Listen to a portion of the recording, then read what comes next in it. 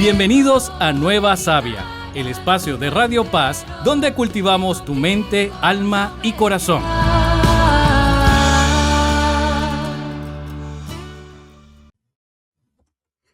Bienvenidos a Nueva Sabia.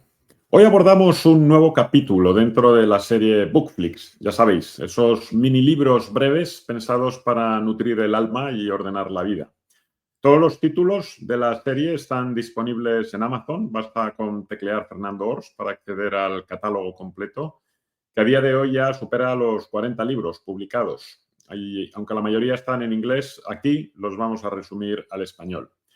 Hoy nos vamos a adentrar en la obra De ateos a creyentes, un recorrido por 12 científicos, periodistas, filósofos y pensadores que partieron del escepticismo, del materialismo y del rechazo a Dios y terminan revisando por completo su forma de comprender la realidad. Así que, como siempre, vamos a empezar con una oración de entrada en el nombre del Padre, del Hijo y del Espíritu Santo. Señor, te damos gracias por las mentes que buscaron la verdad con honestidad, por los científicos que no tuvieron miedo de seguir los datos, por los periodistas que no se conformaron con la superficie, en definitiva, por los corazones que supieron escuchar. Amén. Antes de nada, os voy a mostrar, para aquellos que tengáis interés, dónde poder acceder, de hecho, al catálogo que os comentaba, ¿no?, de los Bookflix. Si tecleáis incluso en el propio Google Fernando Ors Books o libros, os va a llegar a esta página en el que podéis ver aquí más de 40 diferentes títulos que hoy, como os iba indicando, bueno, esto para que me sugiráis si hay algún otro título que os atraiga y que queráis que resumamos. En su defecto, iremos eligiendo nosotros de vez en cuando uno al azar. Pero hoy vamos a adentrarnos en este, From Atheists to Believers. Si dais a la portada os va a llevar a una descripción del libro y si podéis read sample, tenéis ahí tanto un capítulo de ejemplo, creo recordar, como veis aquí, que es la estructura muy breve, muy concisa de cómo transformó la vida a estos científicos periodistas. Y, de hecho, lo voy a dejar aquí en la tabla de contenidos para que veáis. Estos son los 12 protagonistas que vamos a abordar. Posiblemente haga 2 capítulos, hagamos 6 y 6, porque sospecho que si no, no nos va a dar tiempo a abordarlo todo de una manera adecuada. Y voy a cambiar, de hecho, la configuración para que así podáis seguir esa guía con mayor visibilidad. Así que hoy nos adentramos en De ateos a creyentes, ¿no? Cómo 12 mentes brillantes reconstruyeron su visión de la realidad, y vamos a empezar por Lee Strobel, que era un fiscal graduado en Yale y uno de los periodistas de investigación más respetados del Chicago Tribune, y su mundo al principio estaba estructurado en torno a pruebas documentales, razonamiento adversarial, pero sin embargo su esposa se convierte al cristianismo y su primera reacción es empezar a investigar al respecto, ¿no? Y así se pasa 2 años entrevistando a especialistas en papirología, a historiadores del judaísmo del siglo I, a médicos forenses, arqueólogos, bíblicos y filósofos, y tras dicho análisis empieza a encontrar que la transmisión del Nuevo Testamento, la autenticidad histórica, las hipótesis alternativas a la resurrección, incluso el propio contexto jurídico romano, todo empezó a identificar que la coherencia entre esas fuentes, los testimonios y la imposibilidad lógica de las teorías alternativas terminan por convencerle y por obligar a revisar, ¿no?, su posición. De hecho, su conversión final surge de un proceso analítico estricto, severo, y que le lleva a esta conclusión incómoda para él, que es que el cristianismo supera con creces, ¿no?, el estándar de evidencia que él mismo exigía a cualquier caso judicial. El siguiente caso es Malcolm Muggeridge, que fue uno de los periodistas también más influyentes de la BBC y estaba formado, digamos, en el escepticismo, la ironía, la crítica de toda forma de autoridad moral, y su distancia respecto a la religión era consecuentemente por convicción intelectual.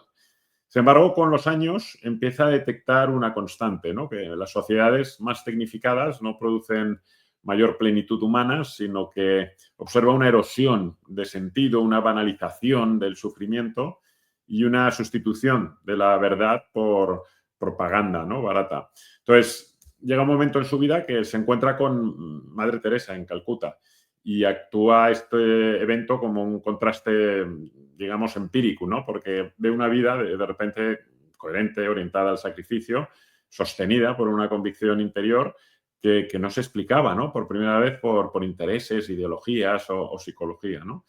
Bueno, su historia es muy interesante, pero por ir acortando, si no nos va a dar tiempo, finalmente él acaba convirtiéndose y convenciéndose, ¿no?, de que esa cosmovisión cristiana ofrece una lectura mucho más completa, ¿no?, del ser humano que cualquier otro sistema secular que él había considerado como adecuado hasta entonces, ¿no? Nuestro tercer protagonista, André Froissart, que crece en un núcleo duro del comunismo francés. Su padre, de hecho, fue fundador del Partido Comunista y en su casa, pues, el ateísmo, digamos, que era un axioma, ¿no?, cultural. A los 20 años, sin embargo, entra de forma casual en una capilla carmelita de París, que no buscaba ni esperaba nada de ese evento, pero, sin embargo, sin esa inquietud religiosa, quizá en ese momento más por una curiosidad arquitectónica, en ese espacio experimenta una percepción descrita por él como súbita de la realidad de Dios que con una precisión intelectual describe de manera muy interesante, ¿no?, acerca de una certeza inmediata que le absorbe en ese momento, ¿no? Y de hecho sale de la capilla con una convicción que no se apoya en argumentos previos, sino que es un cambio en su vida y en su filosofía estructural. Posteriormente, de hecho, no solo publica esta experiencia que tiene, sino que se convierte en una de las figuras públicas de referencia, ¿no?, del catolicismo francés durante décadas. El cuarto protagonista sí es Luis. Luis construye un, digamos, ateísmo, ¿no?, tras la muerte de su madre, porque le impacta mucho y además reforzado por una formación académica y una afinidad con el racionalismo extremo, ¿no?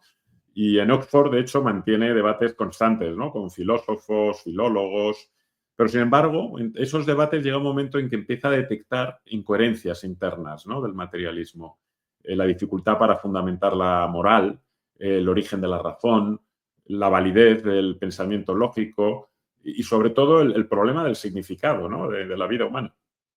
El punto de inflexión, en este caso, no es un proceso emocional, sino, digamos, que es un proceso filosófico, ¿no?, porque Luis acepta primero el teísmo como hipótesis racionalmente superior, más tarde revisa los evangelios desde una perspectiva histórica, literaria, y concluye que el cristianismo es una explicación integral del mundo.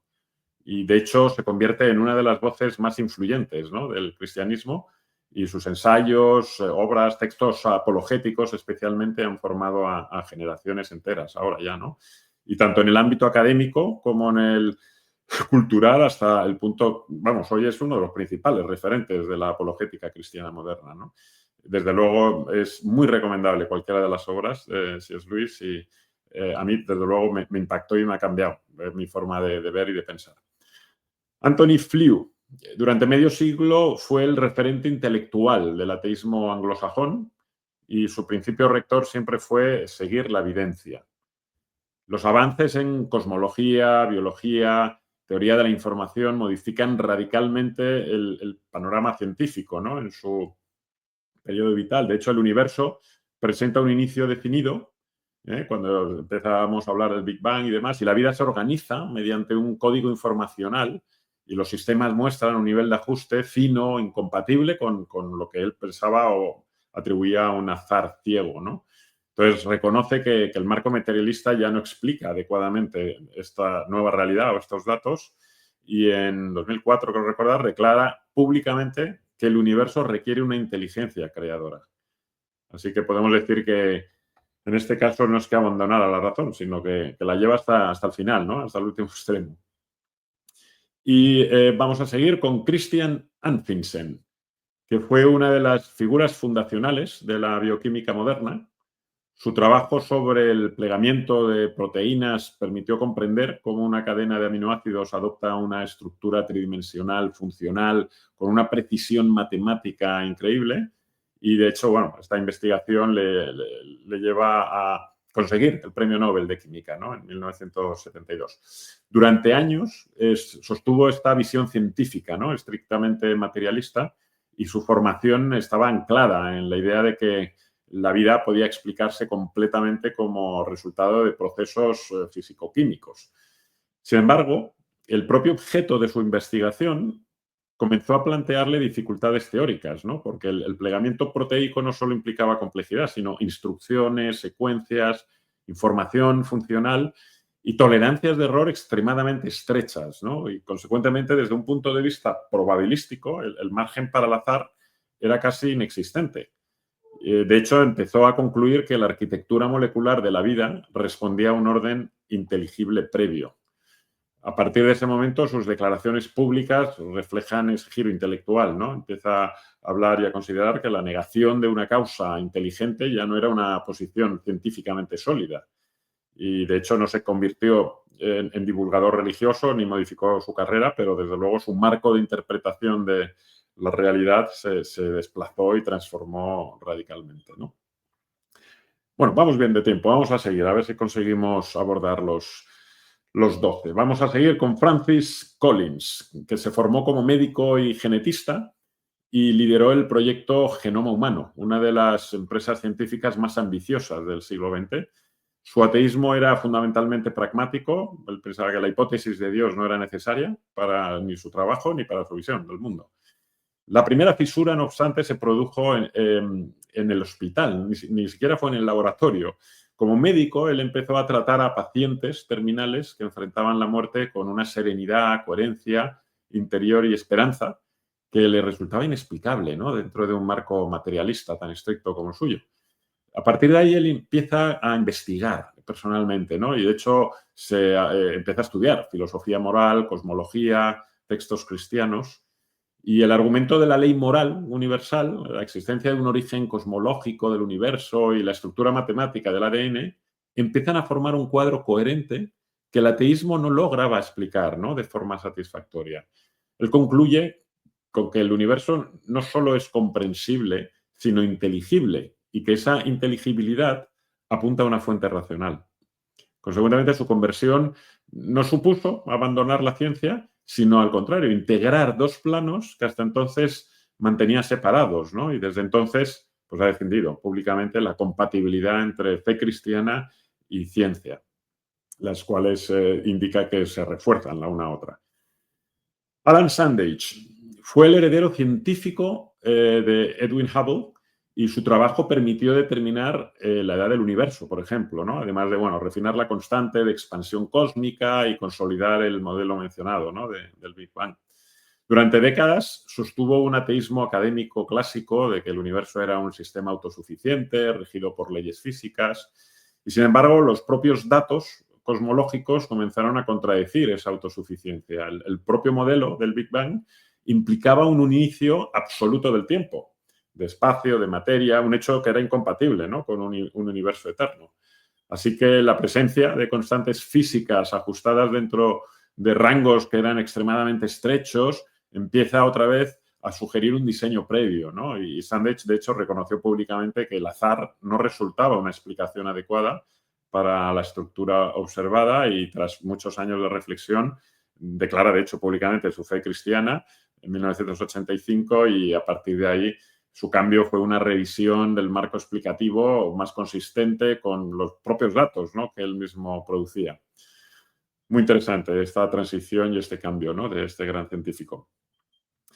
Alistair McGrath crece en un contexto marcado por conflictos religiosos, lo que refuerza su rechazo inicial al cristianismo, y él se forma como biofísico molecular en Oxford y adopta una cosmovisión estrictamente materialista, ¿no? Durante su trabajo científico, no obstante, empieza a detectar límites estructurales del naturalismo. Puede describir procesos, pero no justificar por qué la razón es fiable o por qué existe la moral objetiva ni por qué el universo es comprensible. Entonces empieza a estudiar historia, filosofía, cristianismo primitivo y la coherencia interna del pensamiento cristiano, la solidez histórica de los evangelios, le empiezan a ofrecer una explicación que era mucho más amplia de la realidad que el marco materialista que él tenía. Así que termina formándose, de hecho, como teólogo y se ha convertido en uno de los principales especialistas en la relación entre fe y ciencia. Rosario Butterfield, esta profesora universitaria, era sobre todo una activista y crítica pública, ¿no?, del cristianismo. Su ateísmo formaba parte de su identidad cultural e ideológica. Su giro comienza a partir de una relación personal con una familia cristiana, ¿no?, que no buscaba convencerla, sino simplemente dialogar con ella. Y a través de este tipo de conversaciones regulares y luego una lectura sistemática de la Biblia, empieza a reconsiderar sus presupuestos morales, antropológicos y filosóficos. De hecho, detecta que el marco cristiano ofrece una estructura coherente sobre dignidad, verdad, bien y propósito que no encuentra en el relativismo secular. Su conversión, finalmente, implica unos cambios profesionales, sociales y personales muy significativos que, de hecho, asumió como parte de una reconfiguración profunda, ¿no?, de su visión de la vida. Jennifer Fulwiler.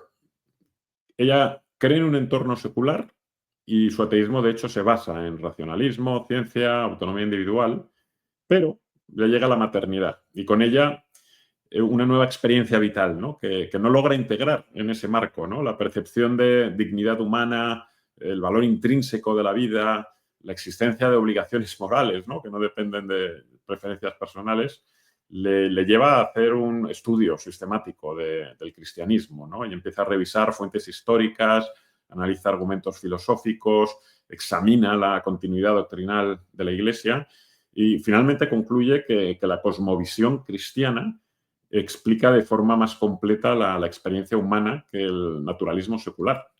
Y su conversión, al final, se traducirá en una nueva orientación vital y profesional, ¿no?, radicalmente distinta.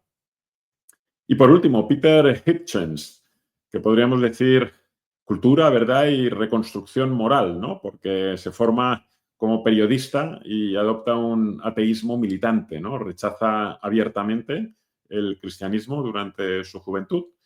Y como corresponsal internacional observa sociedades marcadas por el relativismo moral, el autoritarismo, la descomposición cultural y empieza a cuestionar la viabilidad de una civilización sin fundamentos éticos objetivos y le lleva el contacto fundamentalmente con la tradición artística cristiana, la reflexión sobre la lectura teológica, a reconsiderar el papel del cristianismo como una estructura cultural, moral y, de hecho, pues al final como base de su filosofía vital, ¿no?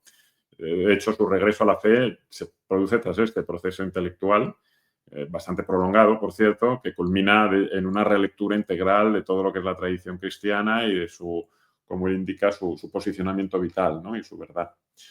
Así que, bueno, hemos ido mucho más rápido de lo que esperaba y así que, como podéis ver, estas 12 historias seleccionadas entre, por cierto, centenares similares, porque aquí lo que hice fue hacer una curación de las 12 que me parecieron más interesantes y, como podéis ver, describen trayectorias distintas pero convergentes, ¿no? No hay un patrón emocional común ni un tipo único de experiencia, sino lo que aparece de forma constante es una revisión de los límites del ateísmo como marco explicativo, ¿no? Y, de hecho, a medida que estos científicos, periodistas, académicos avanzaron en sus campos, comenzaron a encontrar preguntas que el materialismo no resolvía. El origen de la ley moral, la inteligibilidad del universo, la base de la dignidad humana, el significado del sufrimiento, la coherencia del bien. O sea, en el detalle, en el libro entro mucho más en detalle, ¿no?, de cómo abordan cada una de estas preguntas, ¿no?, que obviamente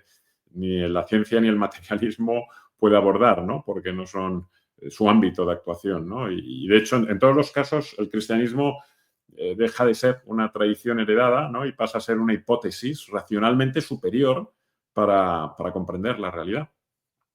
Así que ya veis, en este nuevo episodio de Nueva Sabia hemos presentado una constatación intelectual, ¿no? Cuando la investigación se extiende hasta sus últimas consecuencias, pues la fe, para sorpresa de grandes científicos, filósofos, periodistas y profesionales de todo índole, se convierte en una explicación mucho más sólida y racional, ¿no?, del mundo. Así que con esto vamos a ir culminando. Como desafío de la semana, no obstante, os sugiero elegir una de estas historias que habéis escuchado, uno de estos protagonistas. Si queréis profundizar, obviamente, con el propio Bookflix, que entra un poco más en detalle en la biografía y en las transformaciones, ¿no?, de cada uno de ellos. Pero bueno, quedaros con lo que habéis escuchado, donde una de estas personas tuvo que revisar su forma de ver el mundo. Puede ser una investigación, una pregunta, un encuentro, una lectura, una experiencia, ¿no? Y pensar un rato, ¿no?, sobre ello o conversar con alguien cercano, ¿no?, al respecto. Porque al final yo creo que el desafío es el intentar revisar alguna de nuestras creencias, ¿no?, que demos por obvia.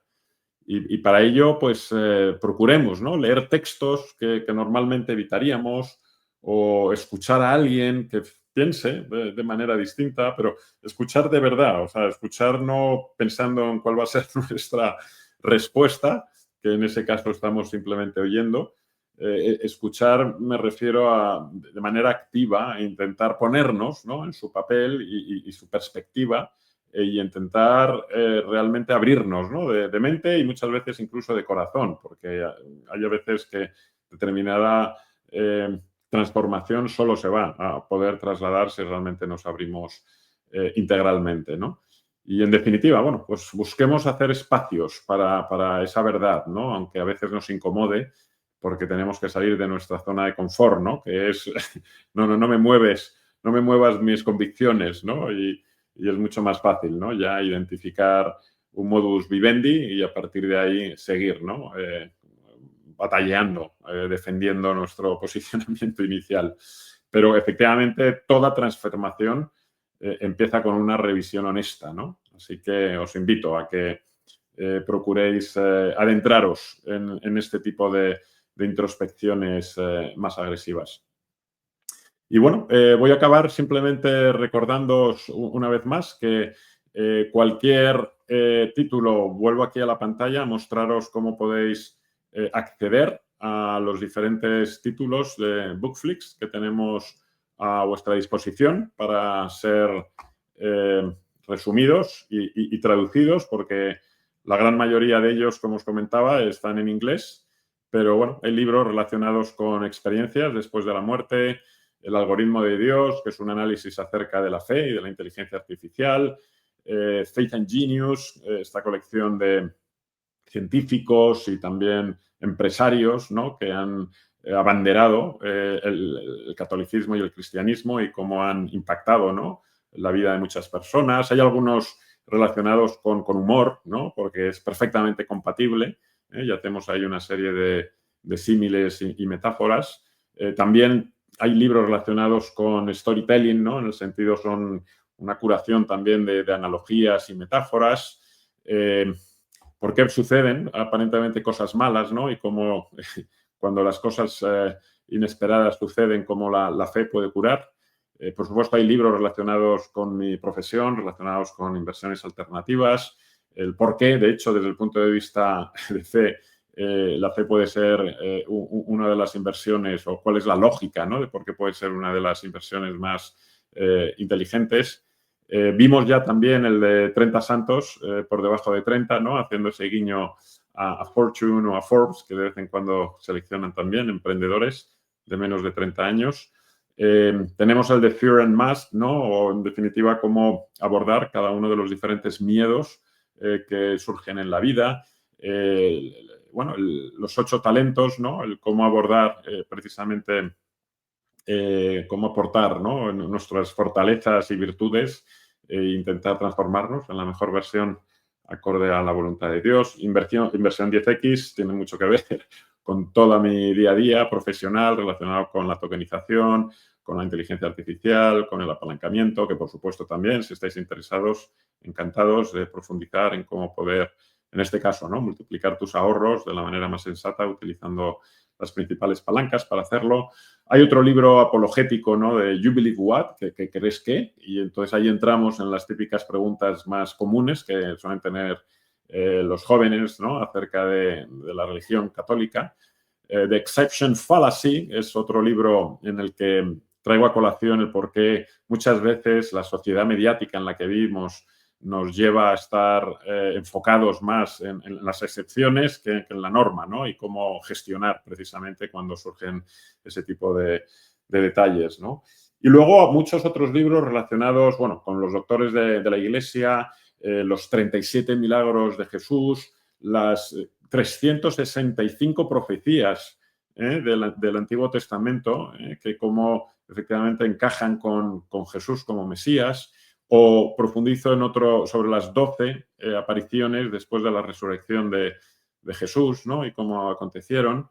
Y en definitiva, bueno, cómo ver la luz cuando tenemos situaciones complicadas. Halftime es este libro para aquellos que ya estemos en la segunda parte del partido, ¿no?, de cómo abordar después de ese descanso la segunda parte. Trust o confianza, identificada como la principal currency o la moneda, ¿no?, de tanto de la inversión como de nuestro camino hacia el cielo, ¿no? Otro libro muy similar al tema de Why Does God Allow This, ¿no?, el por qué suceden determinadas cosas y entrar un poco más en profundidad acerca del misterio, ¿no?, del mal. Rising by Falling, ¿no?, la importancia también de la humildad y de perder el control, y especialmente con estas nuevas tecnologías. Church Capital es un análisis de cómo podría la Iglesia estar también no solo incrementando su transparencia, sino también utilizando nuevas tecnologías para poder hacer nuevas comunidades de no solo gente creyente, incluso gente interesada, ¿no?, en todo el patrimonio artístico de la Iglesia. Job, obviamente, muy centrado en pues, esos momentos, ¿no?, que parecen eternos y oscuros. ¿Por qué? Haciendo esa referencia al propio Job, ¿no?, de la Biblia, el cómo abordarlos y el por qué sucede y qué lógica, ¿no?, detrás. Jesus Leadership Playbook, esto es, bueno, cómo gestionar las empresas y nuestras vidas, siguiendo, o como si Jesús fuese nuestro CEO, ¿no?, o como fuese nuestro mentor principal. Science Meets Heaven tiene que ver con sucesos que han acontecido en hospitales y cómo diferentes estudios y encuestas al día de hoy, pues sorprendente, por cierto, a modo de ejemplo, hablamos de cómo más de un 70% de los médicos, creo que ya era más de un 90% de los médicos que se habían encuestado creían en los milagros por lo que habían visto precisamente en los hospitales, y de hecho más de un 50% había experimentado, ¿no?, alguno de estos milagros que profundizamos, ¿no?, qué significa un milagro y cómo abordarlo. Varios libros acerca de enfoques apologéticos, ¿no?, el cómo abordar inquietudes, preguntas que se suelen realizar. Libro acerca de la nueva era de la tokenización, que es mi especialización en el ámbito profesional. Hay un libro resumido sobre la Biblia, que es lo que debería todo joven saber al respecto para generar esa pequeña o inicial inquietud acerca del mismo. Varios libros con el título Savia, que es el nombre del grupo de mis empresas, y hay alguno relacionado con símiles de la naturaleza para la vida, los negocios, las inversiones, el alma. Hay otro relacionado, Savia Corporativa, que tiene que ver con prácticas inspiracionales en el mundo empresarial. Savia Eterna es, por ejemplo, una curación también de 365 citas de sabiduría espiritual. Tenemos Success Flywheel, que es cómo conseguir un éxito o una culminación de bienestar y de plenitud constante, ¿no?, a través de todos esos aspectos críticos o esos radios o ruedas básicas, ¿no?, de propósito, impacto, relación, amor, salud y, por supuesto, libertad y autonomía. ¿Cómo está afectando See to Believe or Believe to See? Este es un análisis acerca de cómo está afectando la inteligencia artificial, y es un análisis qué similitudes encontramos entre las escrituras y esas placas, ¿no?, de silicio que hoy están definiendo el futuro. Y, bueno, por último, Impacto 3.0, que también es un libro en el que profundizamos acerca de cómo mejorar, ¿no?, nuestra vida, nuestro dinero y, sobre todo, nuestro legado. Así que, bueno, con esta revisión de todos estos potenciales bookflix a resumir en próximos capítulos, os doy, como siempre, las gracias a todos los que nos escucháis, buscando con nosotros esa savia que nutre el alma. Y, como siempre, escribirnos al email que veis ahí reflejado, nuevasavia@paxcc.org, para proponer temas o invitados o nuevos bookflix, como digo, nuevos resúmenes de estos bookflix. Y, como siempre, también nuestros enlaces a YouTube, Instagram y las plataformas de audio las encontraréis en el resumen del episodio. Así que hasta el próximo episodio, como siempre, que la alegría os acompañe. Hasta pronto. Gracias por ser parte de esta comunidad que transforma vidas desde el amor y los valores. Esto fue Nueva Savia.